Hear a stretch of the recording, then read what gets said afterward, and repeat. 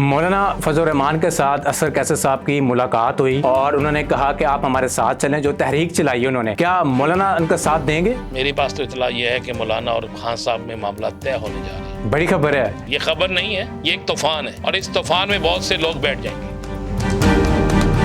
Sir, नून league की government कितना अर्सा चलेगी आगे? हालात आपके सामने हैं। फिर आप ये कहें कि क्या ये हुकूमत चल सकती है? नून लीग का नाम ना ले बेचारों का। खान साहब बाहर अगर आते हैं, वो खान साहब बाहर है, कौन कहता खान साहब अंदर है?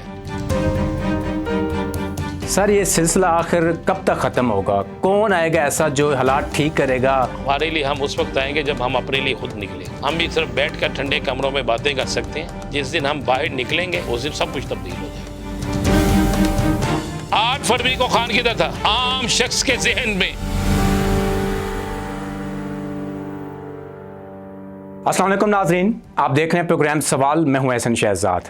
नाज़रीन, आज हमारे प्रोग्राम में मौजूद हैं राना अजीम साहब और सीनियर तज्ज़ियाकार हैं, जो भी बात करते हैं सच बात करते हैं। और राना साहब से आप बातें करेंगे आज इस्टेब्लिशमेंट के बारे में और खान साहब कब बाहर आ रहे हैं। राना साहब, डिप्टी वज़ीर आज़म बना दिया गया है। क्या शहबाज शरीफ साहब इतने कमज़ोर हो चुके हैं कि अब डिप्टी वज़ीर आज़म को बना दिया गया, आप वो काम करेंगे आप? बिस्मिल्लाहिर्रहमानिर्रहीम, अस्सलातु वस्सलामु अलैका या सय्यदी या रसूलल्लाह, अस्सलातु वस्सलामु अलैका या सय्यदी या हबीबल्लाह। देखें, ये शहबाज शरीफ हुकूमत पर सबसे पहला अदम एतमाद है।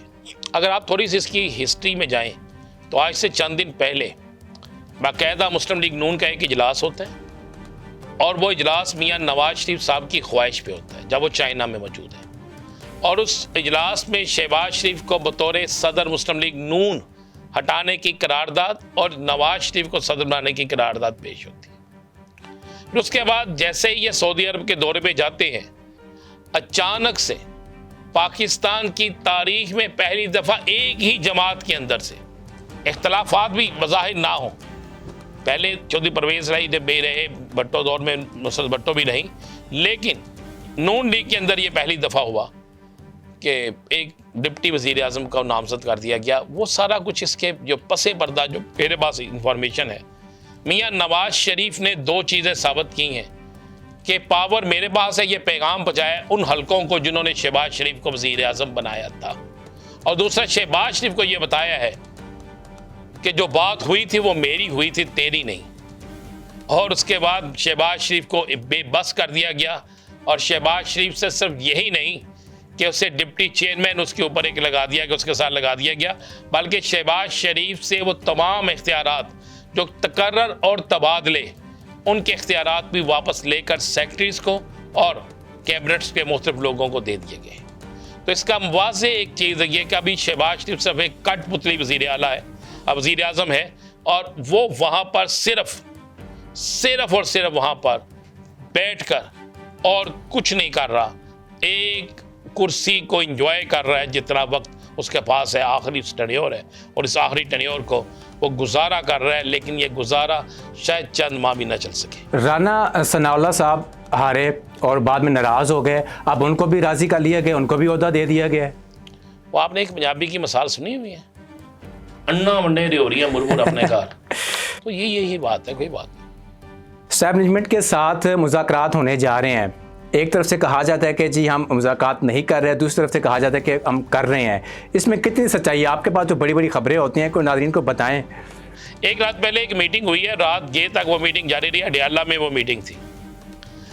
अब उस मीटिंग में 4 शराइत ऐसी हैं जिनके मतलब कहा गया, वो चारों शराइत वो शराइत हैं जिनमें कोई ऐसी चीज़ नहीं है। नंबर 1, जुडिशल इंक्वायरी कराई जाए 8 फरवरी के इलेक्शन की, जुडिशल इंक्वायरी कराई जाए 9 मई के वाक़ये की, जुडिशल इंक्वायरी कराई जाए 21 अप्रैल के इलेक्शन की, और जुडिशल इंक्वायरी कराई जाए पाकिस्तान के अंदर नाजायज़ केसेस और उस हुकूमत को गिराने की जिसका इल्ज़ाम इमरान खान PDM पे लगा रहे, जिसकी गवाही मौलाना फजल रहमान दे चुके हैं, जिसकी गवाही राना सनाउल्लाह दे चुके हैं, जिसकी गवाही ख्वाजा आसिफ दे चुके हैं।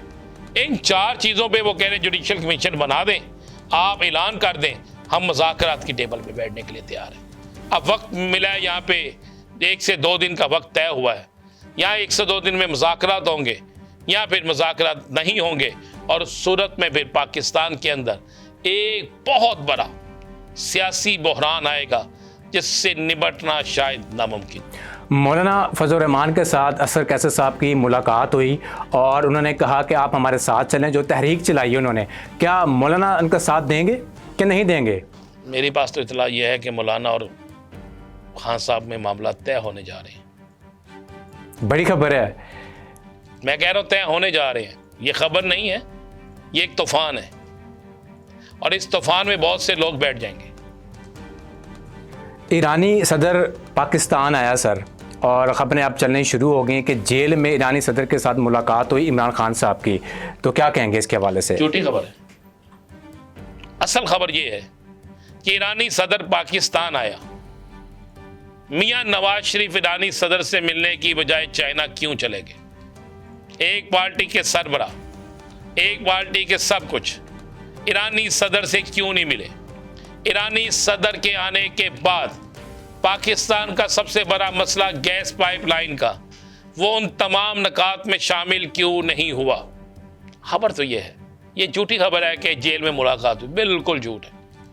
अली अमीन गन्नापुर वज़ीर आला केपी ऐलान किया, प्रेस कॉन्फ्रेंस भी की, धड़ल्ले के साथ कहा कि हम इस्लामाबाद के ऊपर चढ़ाई करेंगे, जिसने रोकना है रोक सके, हम रुकने वाले अब नहीं है, हालात चेंज हो गए हैं, अगर हमारे मुतालबात जो हैं पूरे नहीं माने जाएंगे तो।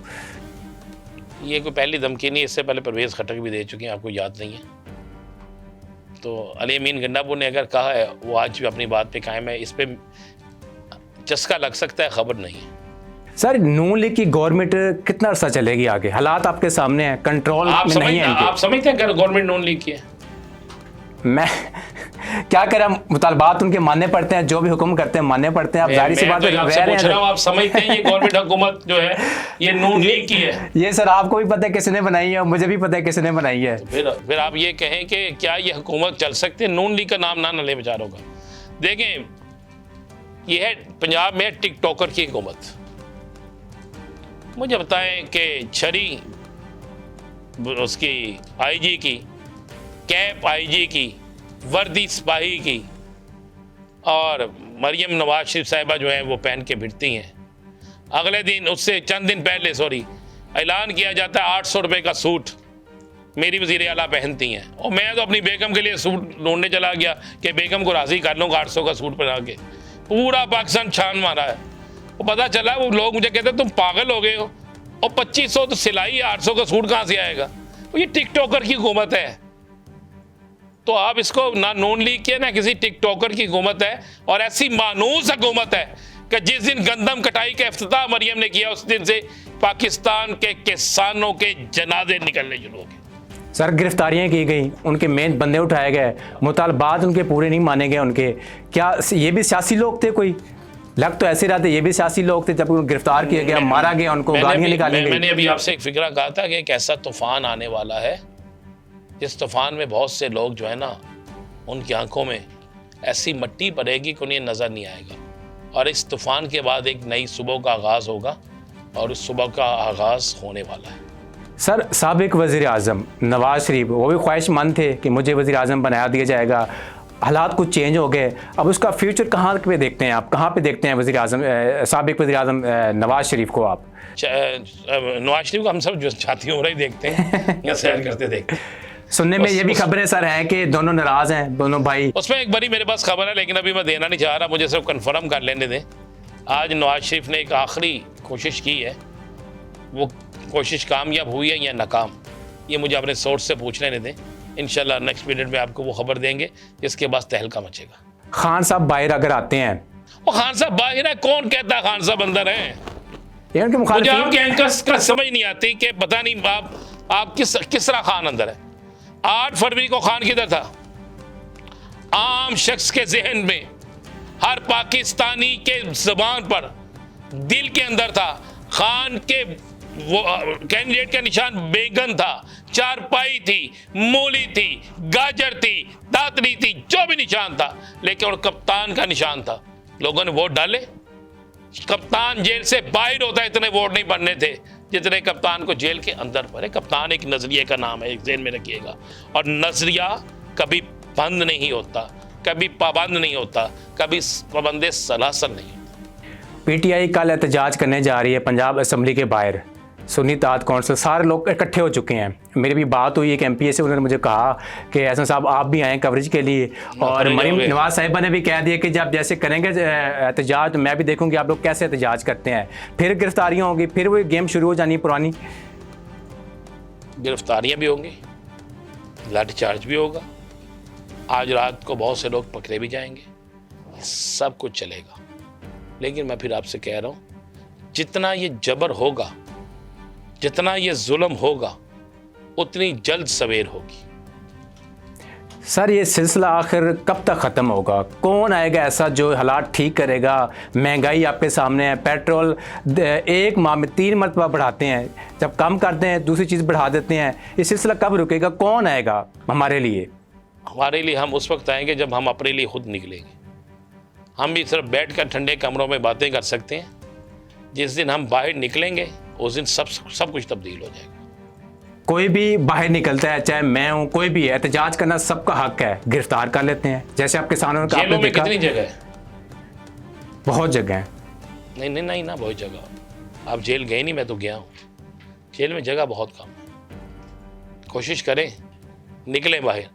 अगर एक बंदा ये सोच रहा है कि मैं पकड़ा जाऊंगा, तो फिर एक पकड़ अल्लाह की है जिसकी पकड़ में हुक्मरान आने वाले हैं। आप उस पकड़ के लिए फिर दुआ करें, यही हो सकता है। सहाफ़ियों के ऊपर क्यों पाबंदी लगाई जाती है? सहाफ़ी खुल के बोल भी नहीं सकता। सच बोलना जुर्म है ना। किस दौर में सहाफ़ी पे पाबंदी नहीं लगी? सच किसको अच्छा लगता है? मैं अभी आपसे कोई बात करूँ, आप या मुझसे बात करें, नहीं अच्छी लगेगी। सच किसी को भी अच्छा नहीं लगता। तो सच के लिए ना बड़ी मेहनत करनी पड़ती है। हम जिनकी वजह से हमारी बख्शिश होनी है, अक़ीद दो जहाँ हज़रत मोहम्मद मुस्तफ़ा सल्लल्लाहु अलैहि वसल्लम, आप सल्लल्लाहु अलैहि वसल्लम ने जब सच को सामने लाना शुरू किया, तो आपको नहीं पता कितनी तकलीफ़ आई, आपको नहीं पता कितनी मसाइब का सामना करना पड़ा, आपको नहीं पता कितनी हिजरत करनी पड़ी, आपको नहीं पता कौन कौन से मसाइब से गुजरना पड़ा। तो जब मेरे आका आप सल्लल्लाहु अलैहि वसल्लम गुजरे एक सच को, एक हक़ को, चीज़ को सामने लाने के लिए, तो फिर हमें भी करना पड़ेगा। फवाद चौधरी साहब कहते हैं कि मैं वापस आना चाहता हूँ, मैंने पीटीआई नहीं छोड़ी। एक सहाफ़ी ने सवाल किया क्यों वापस आना चाहते हैं? उन्होंने कहा मैंने पार्टी छोड़ी कब थी, मैं वापस आ गया हूँ और पीटीआई का हिस्सा हूँ मैं। खान साहब मानेंगे? 125 लोगों की लिस्ट फाइनल हो गई। तो नाज़रीन, आपने नाज़िम साहब की बातें सुनी और मुझे दीजिए इजाज़त। अल्लाह हाफ़िज़।